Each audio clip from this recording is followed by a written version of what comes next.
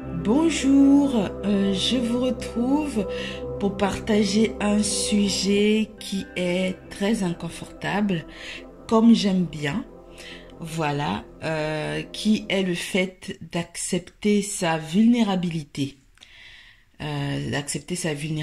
dans la vie. La vulnérabilité, c'est avoir une faille, une fragilité ou un manque. C'est un état ou une émotion déstabilisante, inconfortable, qui fait qu'on ne se sent pas en sécurité face à une situation. C'est être à nu. Il y a plusieurs types de vulnérabilité, telles que la vulnérabilité physique, émotionnelle, mentale, intellectuelle et autres. La vulnérabilité est souvent associée à la faiblesse, à tort ou à raison. Ça, chacun a son avis là-dessus. Cela dit, il faut faire attention lorsqu'on veut montrer sa vulnérabilité aux gens. Car ça peut être des gens malveillants qui peuvent s'en servir pour abuser de nous ou de nous faire sentir mal et après on finit par perdre confiance en nous car on s'est exposé, dévoilé aux mauvaises personnes. Par exemple, tu arrives dans un nouveau poste et tu expliques aux collègues dès le départ qu'il y a une compétence que tu n'as pas sur le poste et tes nouveaux collègues s'en servent pour te déstabiliser. Ou un autre exemple, tu es invité à un événement select avec des gens très nobles, instruits, et tu ne te sens pas à ta place, tu te sens vulnérable parce que tu as honte de mal t'exprimer devant eux.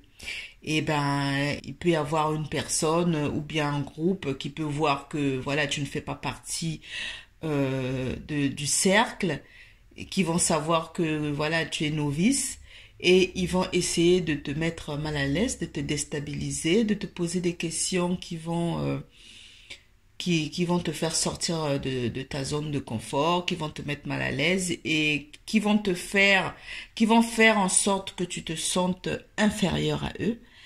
Et voilà, là, tu t'es vulnérable. Pour accepter et exposer sa vulnérabilité, il faut beaucoup de courage. Il est possible de s'en servir comme une opportunité de croissance et de découverte de soi. Car la vulnérabilité nous permet d'être honnêtes envers nous-mêmes et les autres, ainsi nous permettre de construire des relations vraies, authentiques et saines. Un autre aspect où la vulnérabilité peut être une opportunité, c'est qu'elle nous encourage à prendre des risques, à sortir de notre zone de confort et à apprendre de nos erreurs. Elle nous permet aussi d'accepter nos particularités et d'accepter l'aide des autres et cultiver l'empathie chez nous et aussi chez les autres. Parce qu'on se dévoile, parce que on explique la raison qui nous rend vulnérables, on explique notre vulnérabilité et ça cultive l'empathie chez l'autre et l'autre veut nous aider après si on en a besoin, Accepter sa vulnérabilité dans n'importe quel domaine de sa vie, c'est accepter de lâcher prise pour plus de courage et une vie plus saine. C'est aussi s'ouvrir aux autres sans avoir peur de se montrer imparfait, honteux ou craindre un quelconque jugement.